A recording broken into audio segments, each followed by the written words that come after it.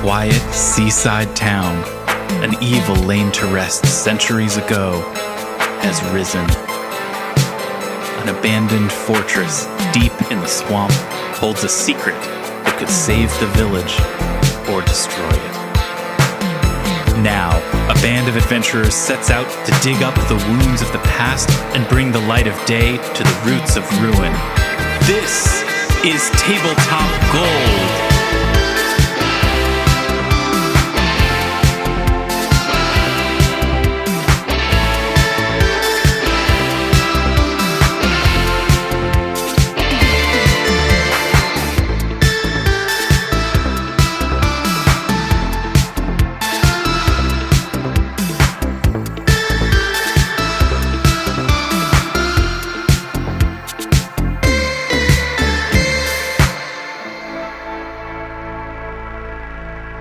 Hello, friends, and welcome to Tabletop Gold, episode 66.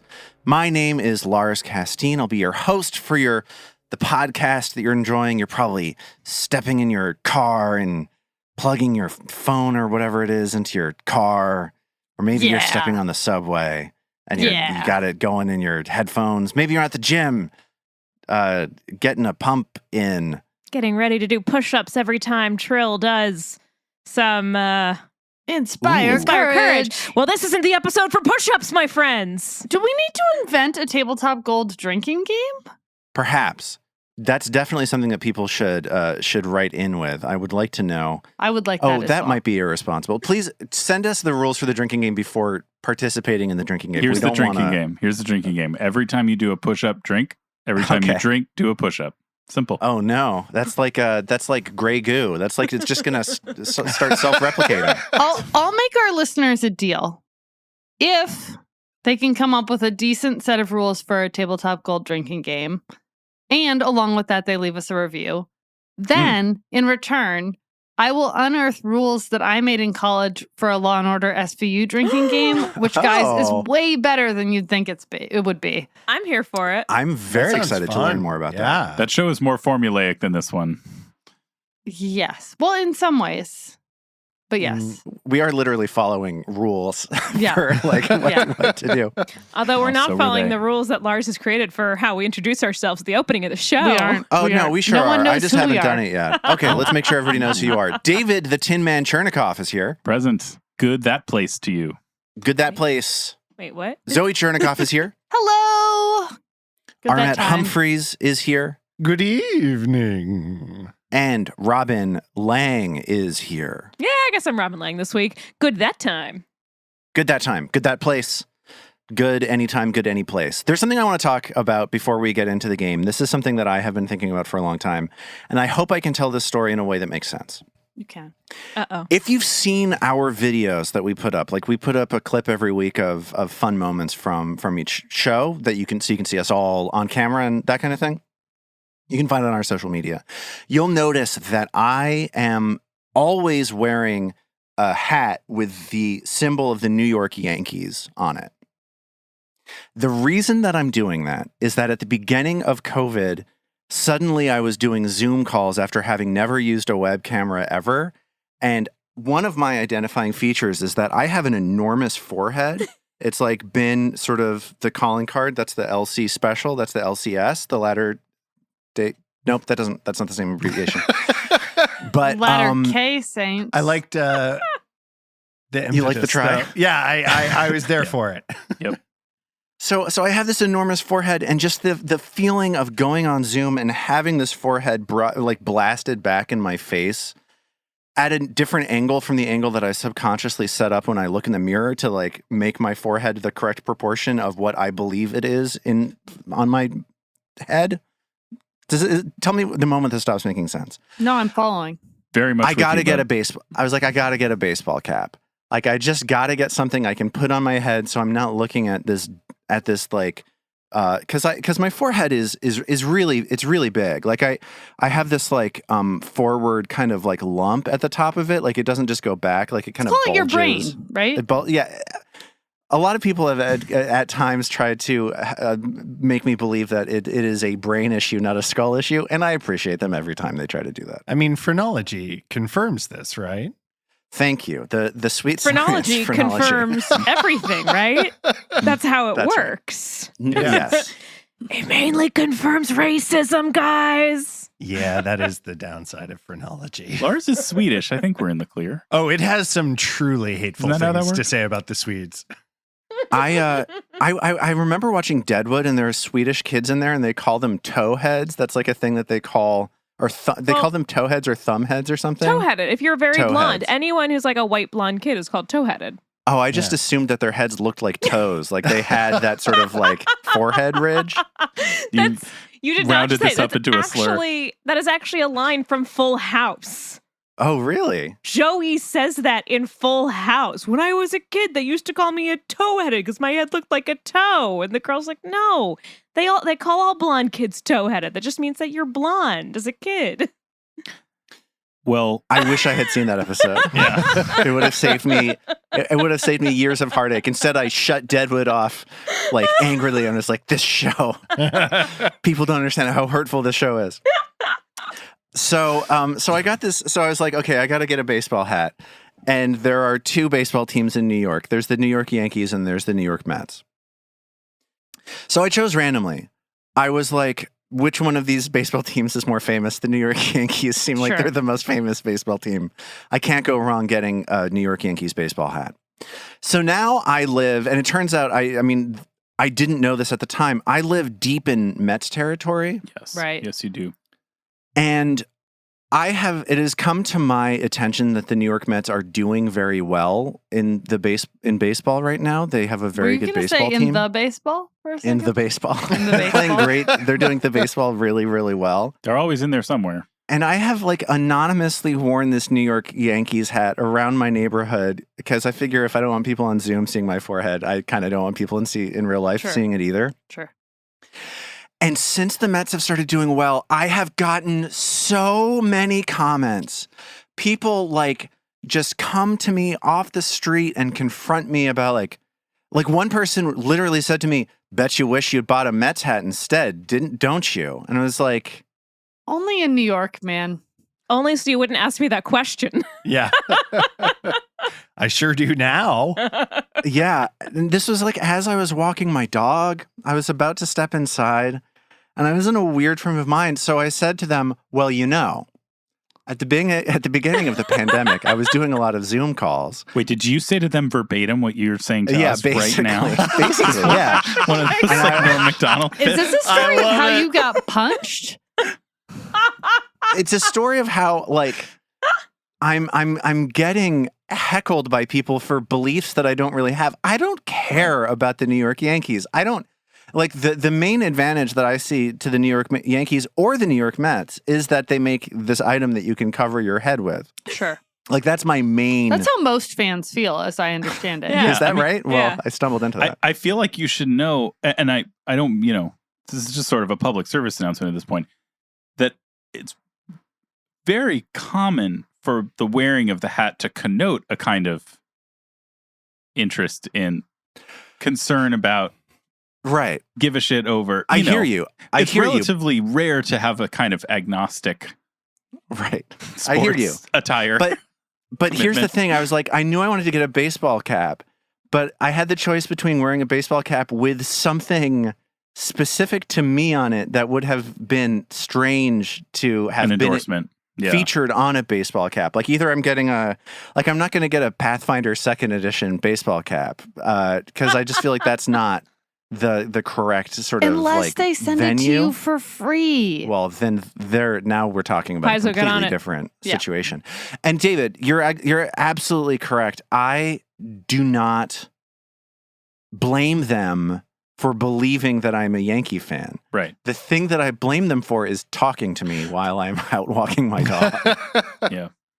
You're up against a challenging kind of historical landscape, which is that it is so rare for the Mets to be better than the Yankees that every Mets fan is like going to go out of their way to dunk on right. Yankees There's a fans. hunger for Right. blood. Like you're Yeah. getting 40 years worth of pent up. Man, I wish I could say something to that person with the Yankees hat over When- there. It's not personal. Is the When point. every I mean, guy it's affecting wearing you. a Mets I hear it. cap in New York has been slammed on and dunked on for the last 15 years. They're getting their rage out. Oh, it's so uneven. I don't even know if they're getting dunked on. Like, you don't even need to bother with the dunk. It's usually just an allowance of, oh, bless your soul. Yes. We're much more like, gosh, that must be It's gotta be hard. awful. Yeah. I'm so, Why do you do kinda that to like a yourself? Why? condolence dunk. Why are you hitting yourself? Well, So Lars, I- what this tells me is that, I mean, look, it's a shame that our show doesn't have a logo of some kind. How dare Or, shame that we haven't started putting our logo on. Obviously, right. And obviously, the hat predates the show, so that's very But we got to get you. We got to I upgrade should probably you, man. start wearing. I should start wearing some merch around town. We got to upgrade you. I went down a nightmare spiral of what would happen if I got rid of my Yankees hat and started wearing a Mets hat instead. Okay, and tell all us these about people that. around, all the people around my neighborhood, because I walk my dog a lot. Like, people see me out there a lot, and I think people would read exactly what was going on and correctly. Right. They'd know that That you then were They judge know. you Total for turncoat. changing Yeah. sides. If what you want is fewer comments Right, from right. strangers in the neighborhood about your headwear, that is not the right choice. You're correct. Or what you do is you wear a different one each day. Monday, I wear the Yankees hat. Tuesday, I wear the Mets hat. Wednesday, the no. Yankees. And just make it clear you don't give a fuck. Yeah, you could patiently explain to everyone that you just root for whoever has a superior Whoever's record. winning. Or you doing don't- better I like- that season. I like Oh my winners. God. That That would moment, be so that funny to day. explain to people in New York. Oh no, I just root for success. Right.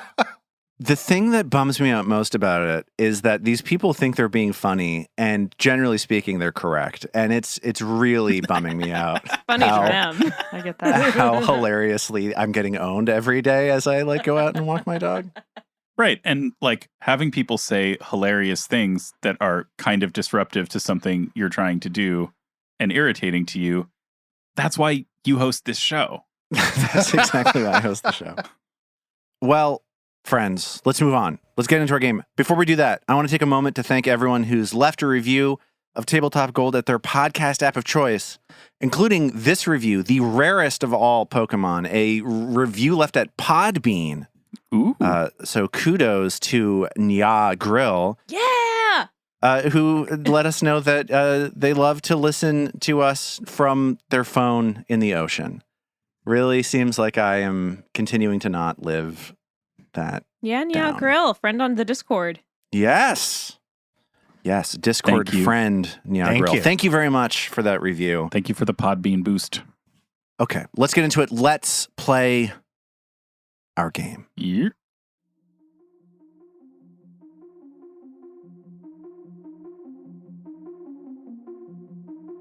After a short but eventful trip to the dungeon below Gauntlet, you are heading back to the town of Otari with a lot to take care of. The slow trudge has you carrying a number of things you didn't bring with you.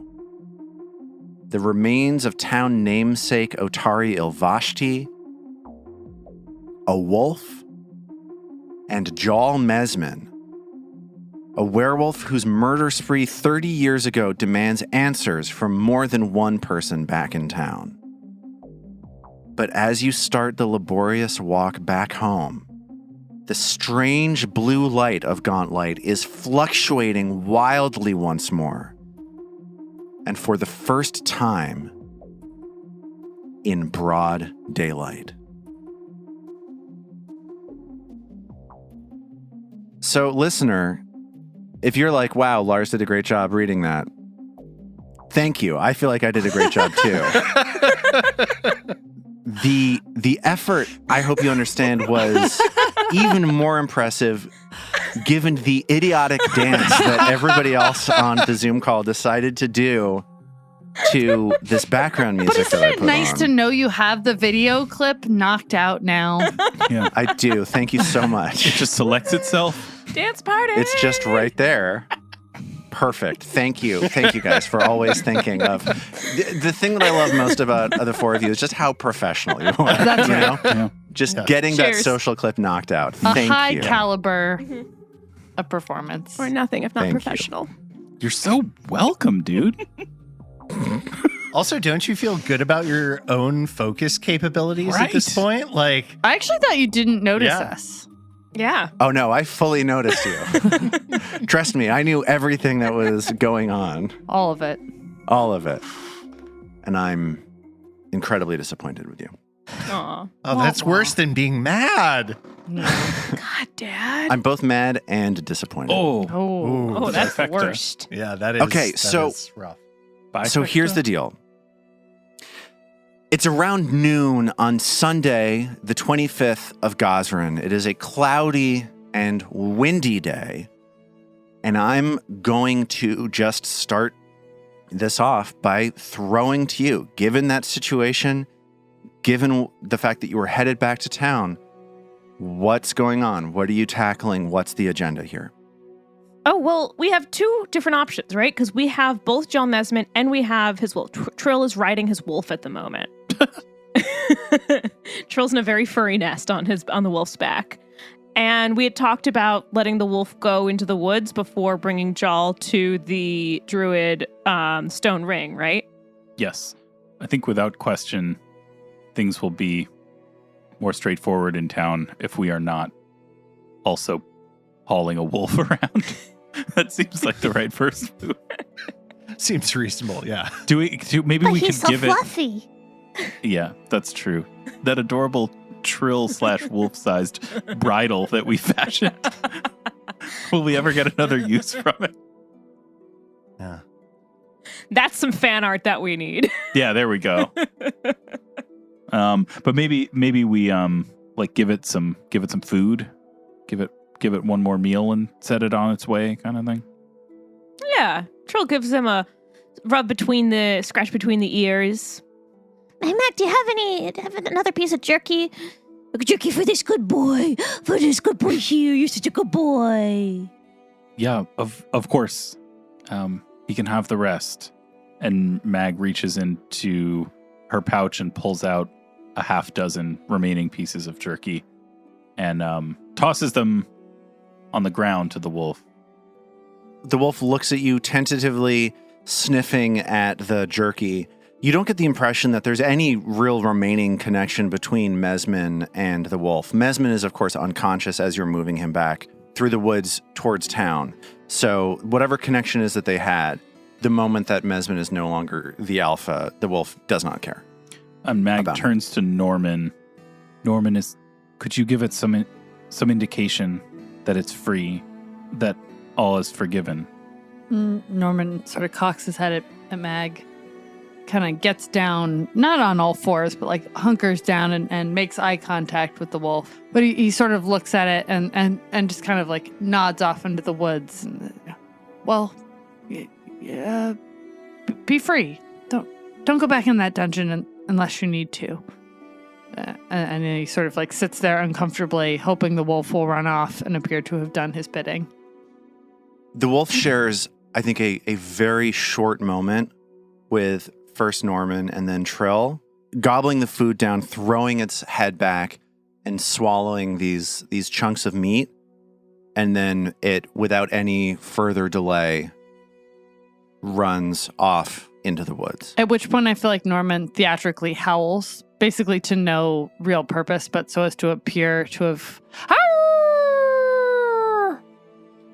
And you hear reverberating off of the trees, you hear a call back. You're, oh! Bye, Wolfie. You were so fluffy. Go free, amigo. Norman adds needlessly. Mag adjusts her grip on Mesmin and turns back toward town, begins lumbering back, under the weight of the werewolf, back on the path toward Otari. Yeah, and I'm going to let you know that this pathway typically takes you about 20 minutes. Mesmin is big. Mag has a full set of armor on her. Like, this is not an easy task. But he's stinky too, right? He's been down Absolutely. Yeah. This man has not bathed since that night he murdered since 6 like people 33 30 years ago. Ooh. So it's going to take you about an hour to get into town rather than the typical 20 minutes. This is slow going. So by the time you've worked your way through the path leading out of the swamp through the forest, it's around 1 o'clock in the afternoon. And behind you, the lighthouse is still shining this intense blue light, even though it is broad daylight. You see in front of you the cliffside that protects the west side of Otari from the elements. But before that cliffside is Stone Ring Pond, the campsite, the worship site of the various Gazra worshippers and druids that live on the outskirts of town. Mag. Yeah. Mag. Yeah. Oh, hey, sorry. He's so smelly. I can't think straight. We should bring him to Whirlywin. I mean, your fingers. We promised her. We did. And I owe Whirlywin this debt and want her and her kin to know that it's been repaid. Sorry, can you say that again? He really smells wretched. It's very hard to focus. Oh, sorry. It was just general agreement. Uh-huh. Yep, let's do it. Norman says, having still not really paid attention. Mag turns rapidly to head straight toward Stone Ring Pond, and Mesman's body nearly knocks Norman over as Mag turns it. And he sort of... Yeah, Norman has to duck out of the way to avoid being... Right, one stinky arm Yeah, flailed sort of back. Three Stooge style. And as that happens, the path leading up to Stone Ring Pond leads up a ways. Like the pond and the stone ring surrounding it is kind of on a small plateau on this hillside. You see the gnome druid Whirlywin with her beautifully shiny colored hair, like energy pouring off of her body, just like a relentless source of an outpouring of magic. She waves from the top of the pond, and she says, I don't want you to bring him any closer. I do not wish to see that man. I'm glad you found him. I'm impressed you were able to bring him alive, but thank you. Are we good on the fingers? We good on the fingers? Verbal agreement? Are we good on the finger? And Norman's eyes are watering. Our deal is complete. We fixed the hand. You took care of the problem. Consider your debt repaid. But please, last time he was here, it was extremely bad. Please do not bring him any closer. Mag, uncomprehending, is continuing to trudge toward the stone circle and calls out, Whirlywin, could you repeat that? It's hard to hear you with how bad he smells. I see. Oh, even worse. I don't want to see this man. I don't need to smell this man. I get it. You got him. It's great. Looks like your hand is good. Please, do not come closer. Mag turns 180 to face Norman and nearly... Back downwind. Nearly knocks Vadim over with the body. Yeah. Whoa, jeez. I know who needs this guy on their plate. And Norman sort of looks around and like waits for someone else to get there. He's like, Lardass. Oh no. Well then Lardass has to deal with him. Well, we've got to deal with Lardass now. Whenever we dump him, we say how great he is, which is what he always wants us to do. And I don't know. We ask about that shiny metal, and we see if they give us money. There could be a bounty. I think that's a good idea. Oh, did you say bounty? I see. Trill, not always a bad idea. I like the way you're thinking. Lardis has been demanding of me for years proof of the threats beyond the borders of this town. This thing, and Mag adjusts her grip, this thing is proof. Oh yeah, I can definitely smell him from here now. I get what you guys mean. What? At least enunciate. I'm sorry, I can smell it now. And Mag with a gruff grunt begins back down the slope, back toward the main path to town. And now, everybody, the party is supported by Stone Ring Pond. Oh, This is a church and a lodge, meaning that faithful characters whose beliefs align with Whirlywin or primal spellcasters can retrain here more efficiently. And if you want to hire them to cast spells for you, you get a discount on that. Cool. Not super useful for us, but good to have someone on our side. Prestidigitation. We could go back and hire her Wait. to clean him. Hey, wait, could you cast prestidigitation to make them smell less? Sorry, I can't hear you. Goodbye. Not today. I'm sorry. 2 point is too low. It's about to rain. Or it's about to not rain. Never really understood the 2-point thing. He'll get clean on his own, is my point. But you're a druid. Not my problem. Goodbye. She really should know. If anybody should know, the people that worship like the god of storms and the sea and stuff. The god of moisture. Should certainly, the god of moisture. The god of humidity should certainly know. So you continue walking along the northern pathway on the cliffside above Otari. And it sounds like you guys are going towards Otari Garrison. So when we do that, do we pass anything else that's going to cause us problems? No, if that's where you're going, you step into town.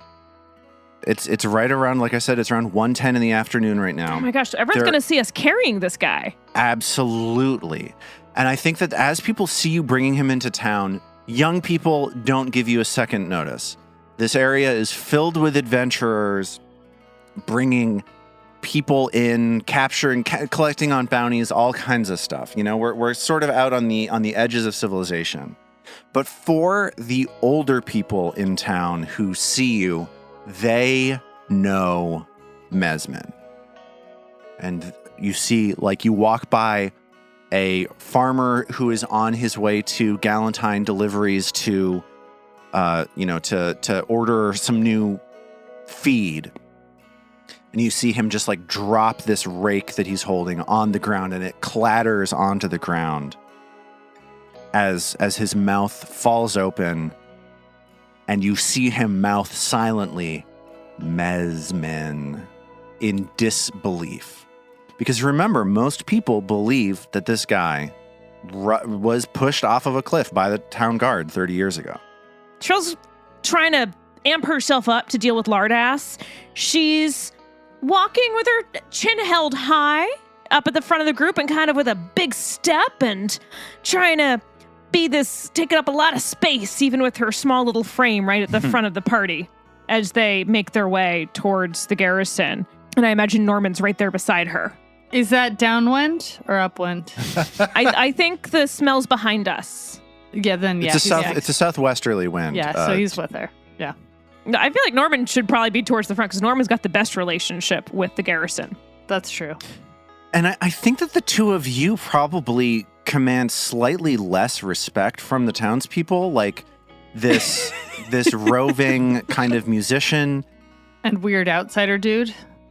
Dentist. The two of you marching with like the town's most notorious criminal in living memory is definitely a sight that the people of town notice. And I don't feel like Norman has calibrated his attitude at all to the fact that this guy has like wreaked havoc on this town. I don't think he's behaving in a way that shows like aggrievement or appropriate understanding for the emotional timbre of this moment. I don't think that's there.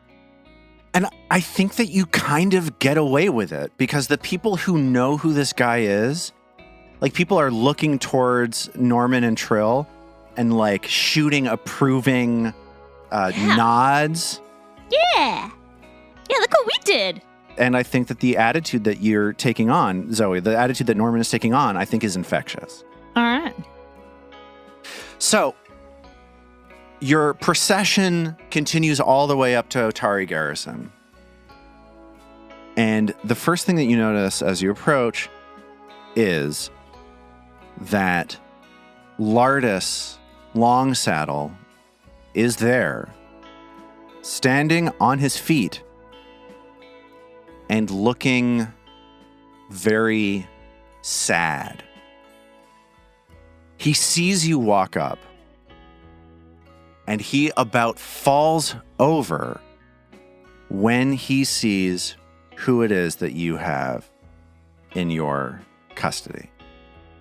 He says, "What the hell is that?" And he taps the guy next to him. What's his name? Is that Joel Mesman? I thought we killed that son of a bitch years ago. Well, is Norman sort of like adopting the accent in that way you do where it doesn't read as well, I don't think he killed him, but he sure is a son of a bitch. We brought him for you. And he like kind of motions to Mag, who I imagine takes him like a butchered cow, just kind of thwacks him on the ground. Yeah, not trying to not cause a serious injury, but not being particularly careful. Kind of like the last couple feet are maybe dropped a little carelessly. Thud. And he shakes his head slowly, and a big grin starts to spread across his face. Well, I'll be damned. You're a bunch of reprobates and weirdos, but I gotta hand it to you. Coming back to town with this animal? He yells, "Mark! Jennifer! Take him away!"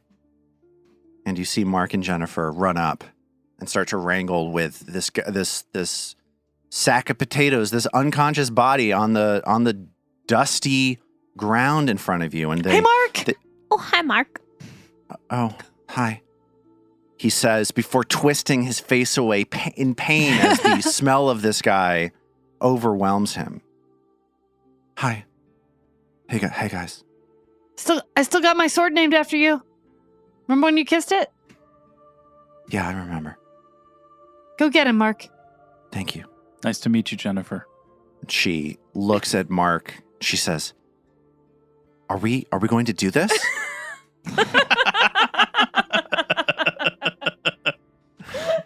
And they grab a hold of Mesman, one arm under each of his armpits, and they drag him inside, presumably to put him into a holding cell.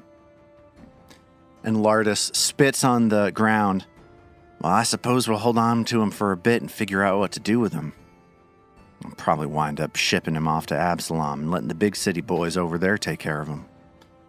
I'm pretty sure they got no shortage of room in the brine. He sighs and he says, well, you got a bounty. What? You got a bounty. He says, well, you got a bounty coming your way. A bounty?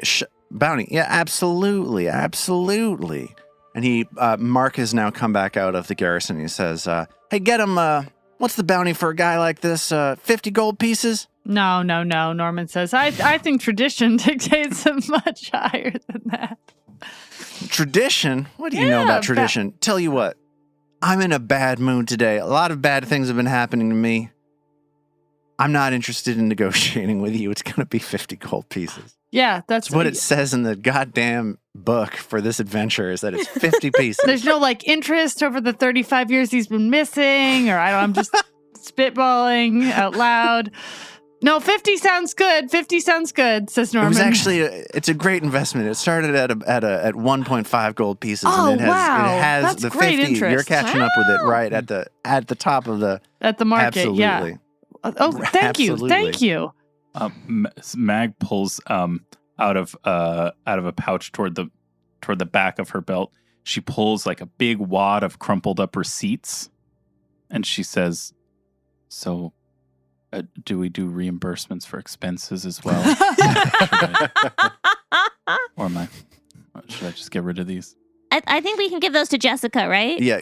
Go ahead and give those to. Is it Jennifer? Now, wait a second. Is it Jennifer or Jessica? Is Jessica here as well? Wait, do I have somebody both named Jennifer and Jessica working for me? You do. It's a vast guard, sir. It's an incredible battalion. And Mark. It's 1989 all over again. Damn it. It's a good thing they look so different. This, I'm losing track of all the people I've got working for me. Are you sure her name was Jessica before today? It wasn't Jennifer? I have no Positive. idea. Yeah, it came from Love is Blind. It's easy to keep track. Right, but That wasn't Jennifer. That was Jessica, is what you're telling me? Definitely Jessica. Yeah. Well, nice work. And Mark has grabbed a bag of coins. He hands it to Longsaddle, who drops it in your hands. So what's got you in a bad mood today, then? I don't want to talk about it. Oh, come And on. he silently says a word to himself. He silently says, Bucephalus. Bless you. Is that is there something go wrong with your horse? I don't want to talk about it. I don't want to talk about it. Oh, come here, Norman says and No. puts his arms out big. Stop it. No. Hug it out. And Hug it out. No, I will not. And he storms away from you and walks into the barracks. And Mark looks at you and he says, it's the horse. And he walks back into the barracks also. A few moments later, you see a man walk up to you. This man has a black suit with white pinstripes. He has a pencil mustache Uh-oh. and slick back black hair. Is it Mr. Message Board? It's Wolfgun Message Board. Wolfgun message board! He's smoking a cigarette. And as you start moving away from the barracks, he walks up to you and he says, it's a damn shame about that horse. Oh, Mr. Message Board. That's right. Please call me Mr. Messy. Longsaddle's horse was the one horse on the island, and now it's been eaten. Eaten? By whom? Oh, no. Well, there are no horses here on the Isle of Kortos. Because there are tribes of minotaurs, harpies, and centaurs occupying the untamed wilderness beyond the Isle's civilized shores. They're fighting each other, and they fight intruders to their territory. And sometimes they cause problems for caravans from the western port of Diabel to the markets of Absalom. He says, almost reciting as though he had As if memorized from a from a pamphlet wiki. or- As Yeah. though someone posted it to a message board. So, horses are not present on the Isle of Kortos because the centaurs regard them as invaders, and the harpies like to eat them. And that's what happened to Longsaddle's horse. Harpy got him. No. Ate him right up. Just in one swallow. Oh, well, that's a better way to go than being eaten in pieces. I mean, could have been way worse when you think about it. Some say that horse is still living inside that harpy to this day. Oh, that can't be comfortable for the horse or the harpy. It's a damn shame. Anyway, it sounds like somebody made a really big mistake. And now old Lars is here. He's sad about a horse. It's a shame. And he shakes his head sadly. Well, I can't believe I'm about to say this, but do you think we need to do something to actually cheer him up? No, I think it's probably best if we just forget that he ever was riding a horse. Just imagine that Lars has always been on foot, that a horse never existed. That's the best way to grieve, is to just forget about what you've lost. I've read that, Norman says knowingly. And he takes another drag of his cigarette and stares off in the distance. Trill, do you have a song when you need to pretend that a horse never existed in the first place? If a song like that exists, this is definitely the one time where it's probably appropriate to play it. I was trying to remember a sea shanty about a dead horse. Right, which we could just lightly rewrite into a horse that never existed in the first place. Yeah, of course. This afternoon upon the stair, I met a horse that wasn't there. He wasn't there again today. Oh, how I wish he'd go away. And Wolfgun Messy takes another drag off a cigarette and he says, anyway, that's it for me. See you guys later. Hey, thanks for the thing about the water drake before. It was super helpful. Oh, yeah. Was that me? I don't know. Bye. Oh, definitely. And he wanders off. Was that me? Bye.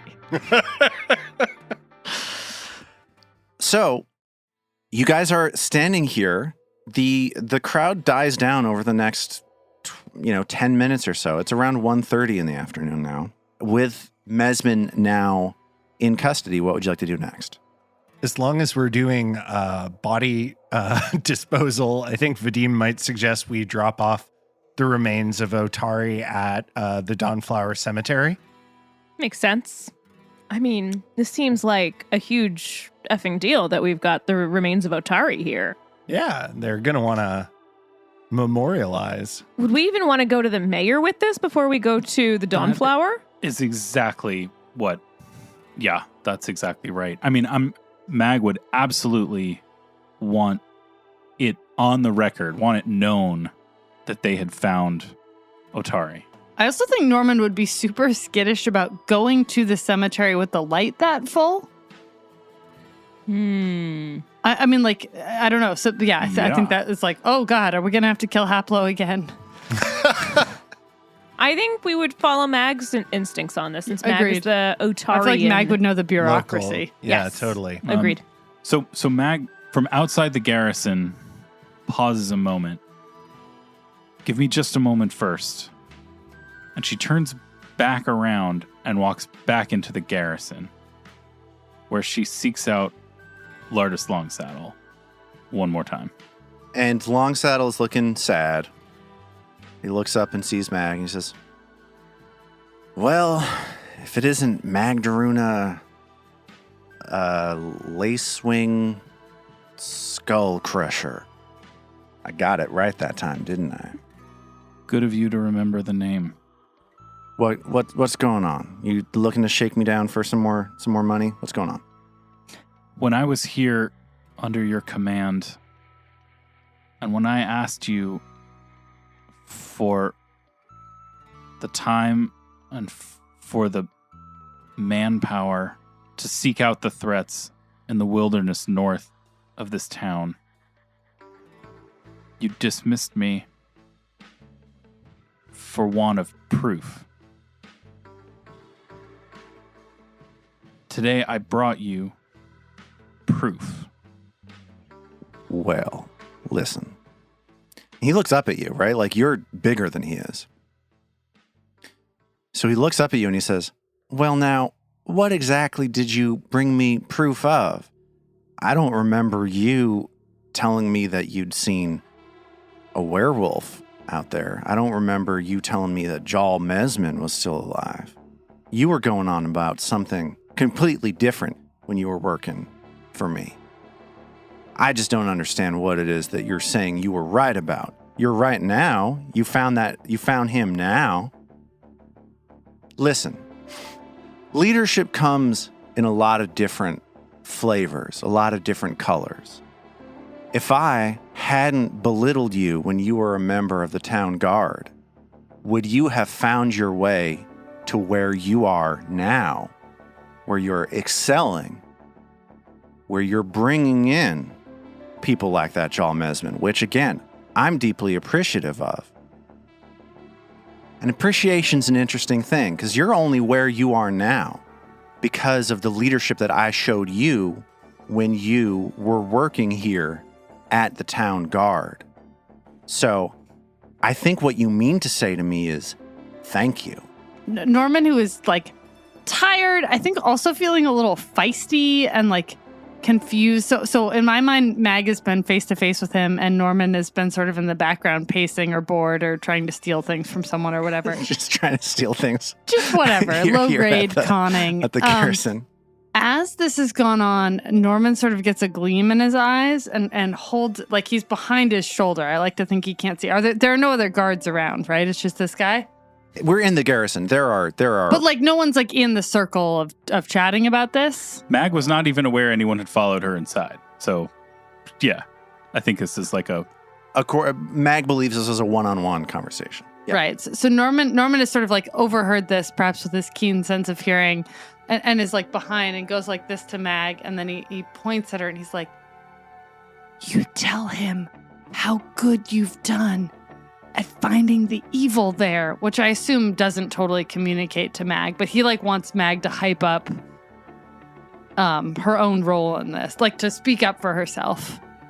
Mag is in no position to speak up for herself because she is so angry that on bringing this half-wit who kept whose claim was he knew everything about what was happening inside of town, outside of town. If it concerned the town's safety, he was on top of it.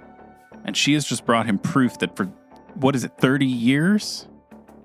Yeah. This threat has been lurking, unknown and unaddressed. That she did it without him and in spite of him. And that he is trying to take credit for her success. She is just trying not to rage in front of him.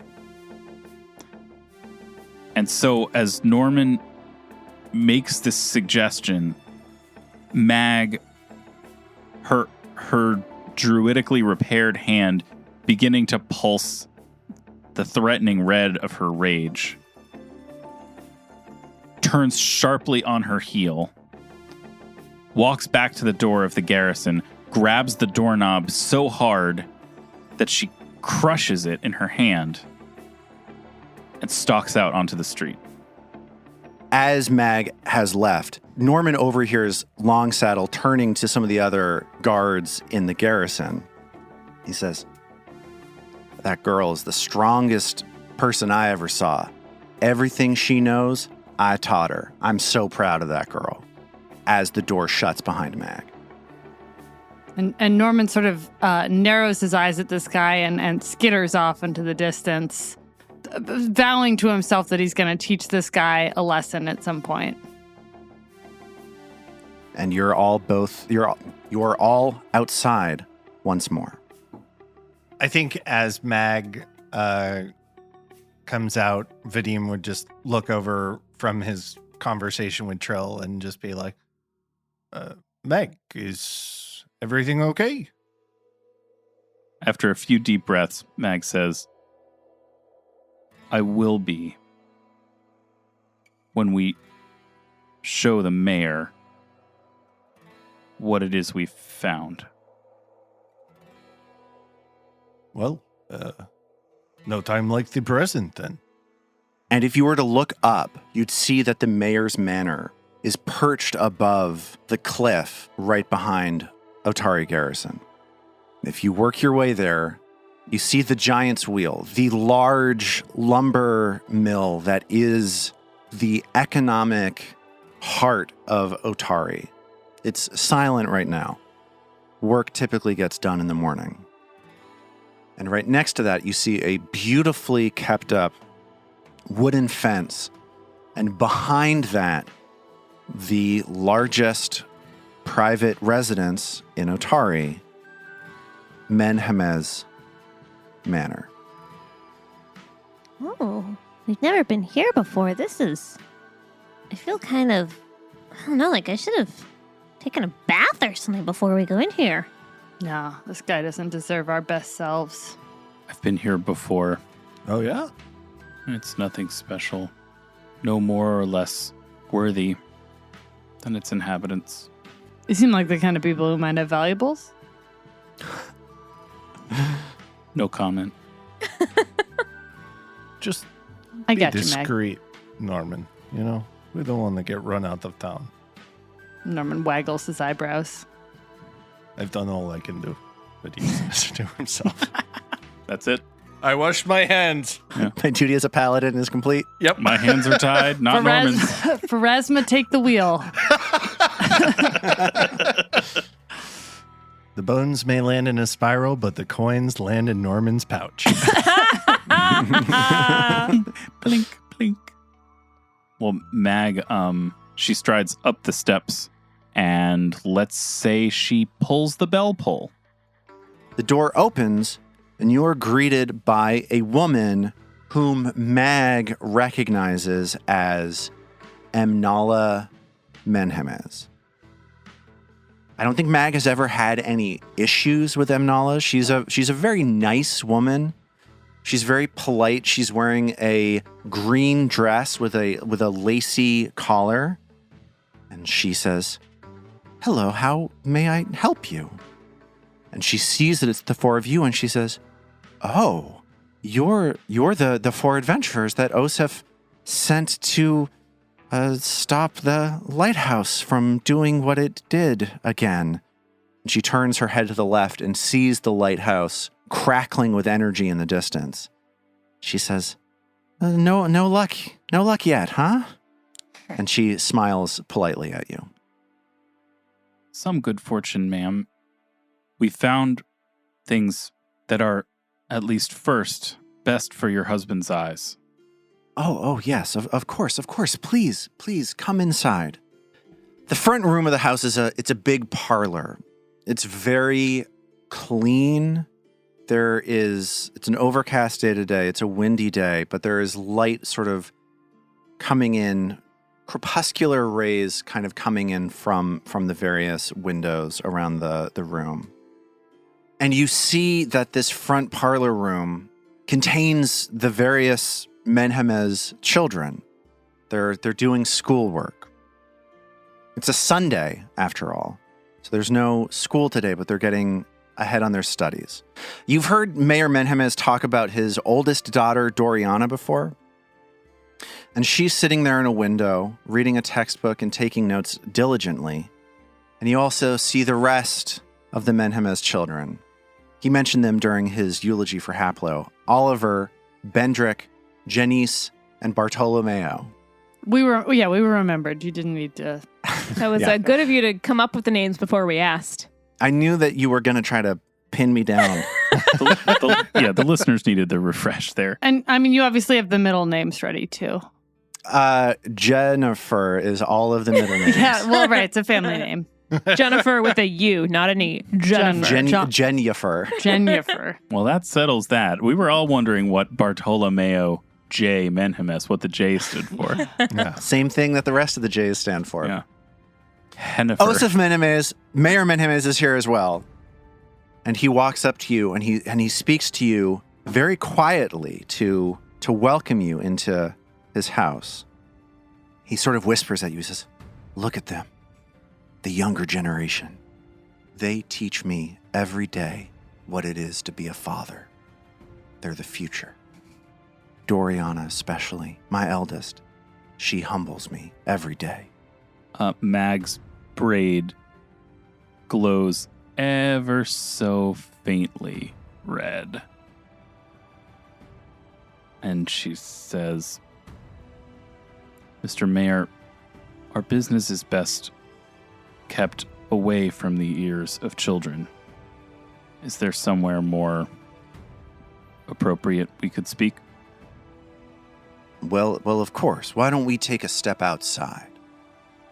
And he turns to his wife and he says, "Emnala, I'll be back shortly. I'm going to talk to these people who are going to be the saviors of our town. Hope is a beautiful thing. It shows us what we can be." And Emnala nods and she's like, "Yes, of course." And you head back outside. This couple is like Barack Obama and Laura Bush. I was going to say, or I'm getting like Callista Gingrich. Sure. Like even more passive. The best Instagrammer in the biz, Callista Gingrich.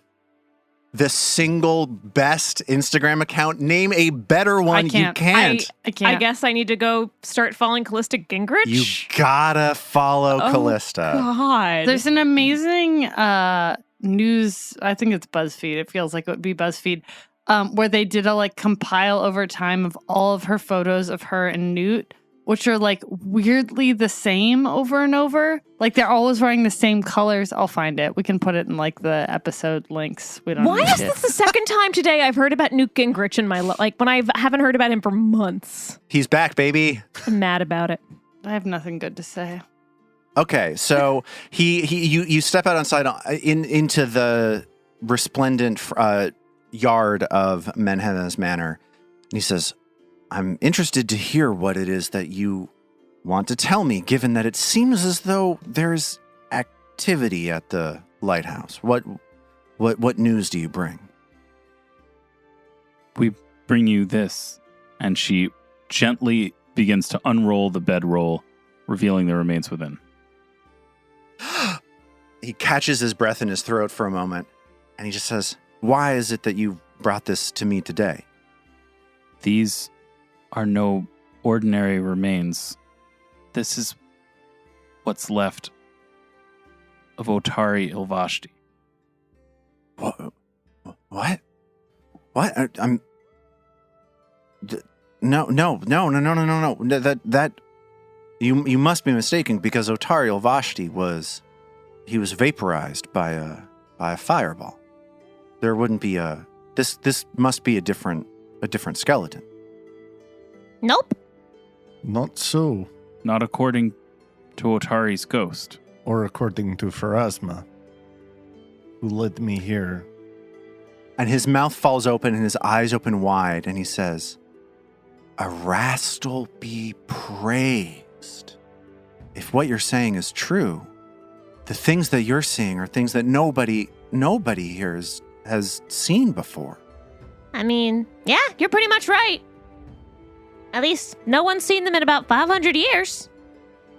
As much as I appreciate you bringing this with you in this bedroll, after all, the things that we improvise and take with us lead us to the better options for long-term choices.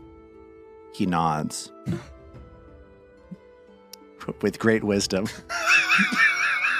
Trill scrunches up her face. He's don't worry about that. What I'm trying to say is we got to do something better than we got to find a better place for these. Is it okay if I hold on to these for now and find a better way to treat these? Trill looks to Vadim.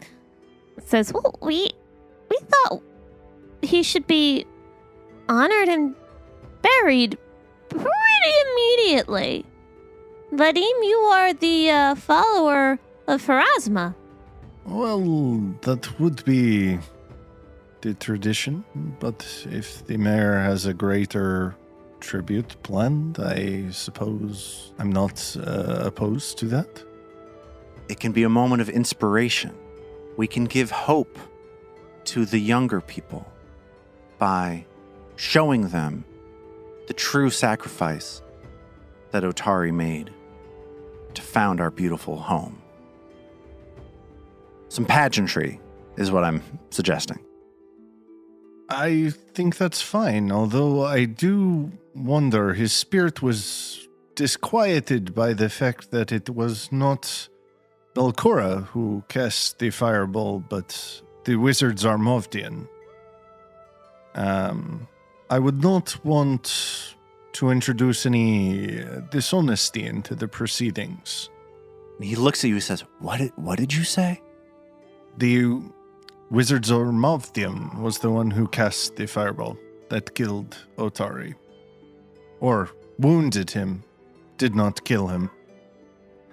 Well, I'm not sure that the people of this town are ready to hear something like that. Perhaps the pageantry was the wrong way to go with that. I would be honored if you were to bury him and consecrate his remains here on the property of that Esefna herself made for my family. Would the public have access? Do you think that's something we need? Is that something we need to do? We can draw up paperwork real quick, an easement, something to allow them to just access along the way.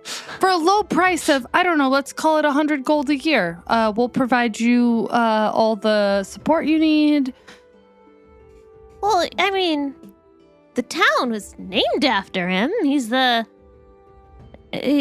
person that everyone always talks about. Shouldn't his grave be a place that everyone can visit and honor? Shouldn't it be in the town graveyard? That was my thought as well, Trill. Oh, okay. Just could we keep the Zarmovdian element?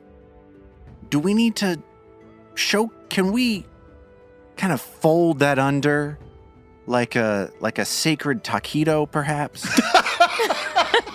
Yeah, I think it's okay for us to investigate what happened there a little bit more before we tell everyone about Zarbavdian? I just don't want to create a situation where people are feeling bad.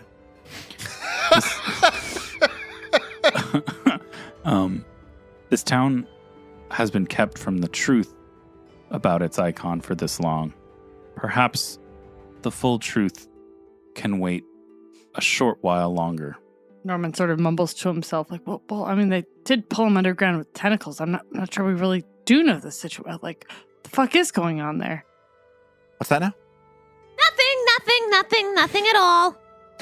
I have a great idea. What if the 3 different companies that all make what do you do? You make wood? Do you make wood? What? Sure. Yeah, that's basically what we do. Is we make wood. You Reductive, make wood. What if you make a competition for honor for the town?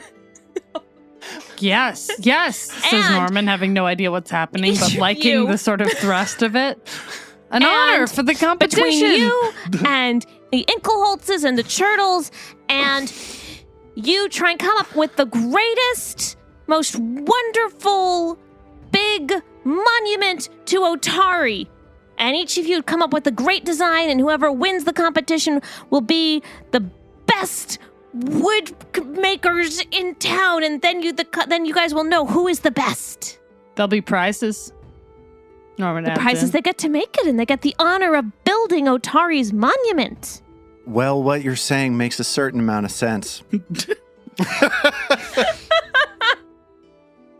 Here's what I'm going to say to you. I'm going to say yes, and Yeah. Yes! I finally got a yes and. let's do that 1 week from today. I love it. Fantastic. We'll have a competition. The Otari Memorial. 500. The Atari Memorial 500 is what we'll call it. I In the love it. meantime, I'm happy to take this off of your hands. All right. Trill kind of leans over towards Hepburn. Can we trust him? Should we take these to? Are we sure we shouldn't take these to the Dawnflower? You can do a sense motive if you want to see if you... Yeah, Trill definitely wants to sense motive. Sure, give me a blind perception check. As far as Trill can tell, he is excited about potentially defraying the negativity about the Sarmavdian thing around all 3 of the wealthy families around town and not having it be something that is purely on his own shoulders. And he's not going to do anything weird with the remains. No. He's not going to do anything weird with the remains. It's not none. Who would even dare? It's not going to say throw them at. Yeah, just use them as At ammo himself. for whatever personal vendetta he might have in the moment. I mean, Jesus. And he looks at Trill and says, "You truly are inspiring to me. That is a great idea, what you just did. I'll hold on to this today. I'll meet with Rab Trottel. I'll meet with the Inkelholtzes. And 7 days from today, the Otari Memorial 500 will be the talk of the town." I love it. Sounds Fantastic. great. I'll have some Now- songs about horses that don't exist on this island. Oh, yeah, I've been hearing a lot of those songs lately. If you don't mind, I would like to return to my family at this point.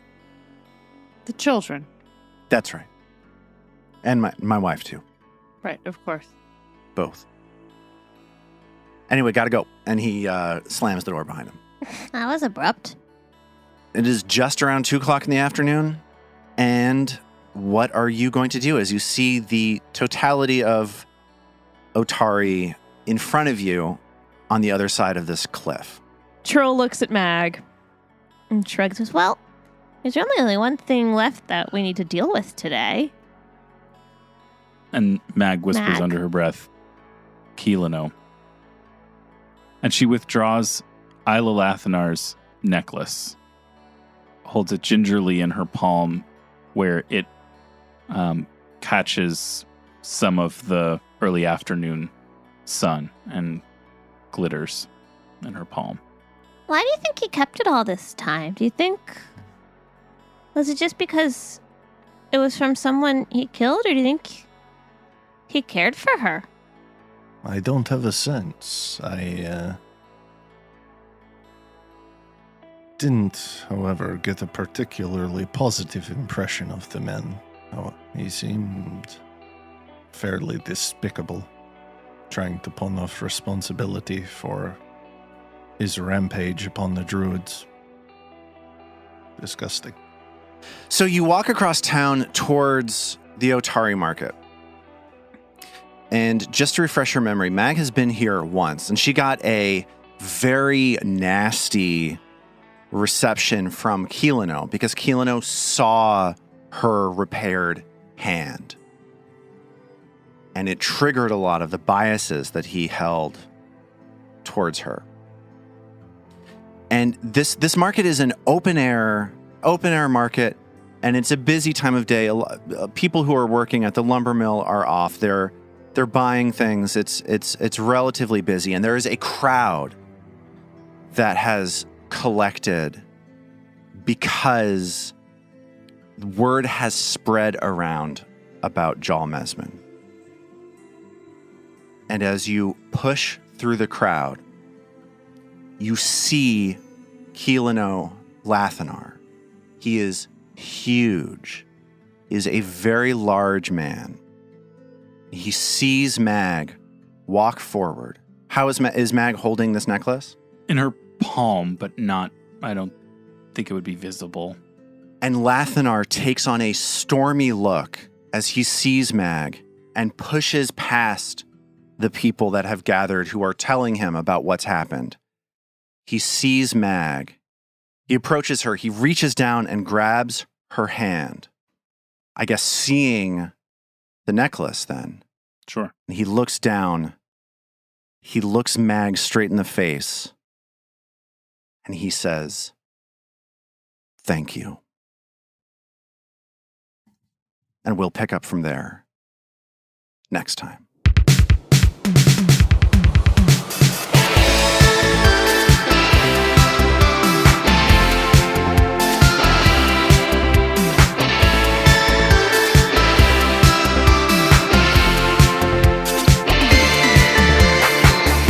The Roots of Ruin is a Tabletop Gold production produced under the Paizo Incorporated Community Use Policy. The Roots of Ruin uses trademarks and/or copyrights owned by Paizo Inc., used under Paizo's Community Use Policy.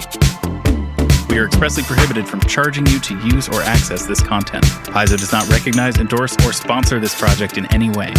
Original characters and content are the property of Tabletop Gold. For more information about Paizo Inc. and Paizo products, visit paizo.com. We at Tabletop Gold would love to hear from you. Email us at letters@tabletopgold.com and find all our social links at tabletopgold.com.